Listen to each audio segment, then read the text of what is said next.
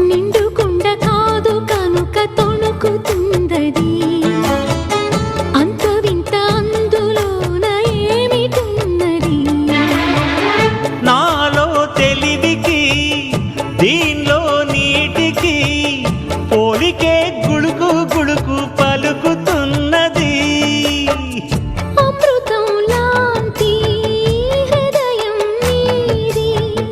అంతకన్నా వేరే వరమేది అది తెలిసి కూడా కసురుతుంటే నేరమెవరిది కోపం వస్తే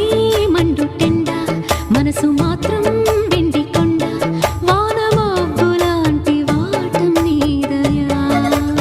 ఏంటో నాకు తెలుసా మంచి చెడ్డ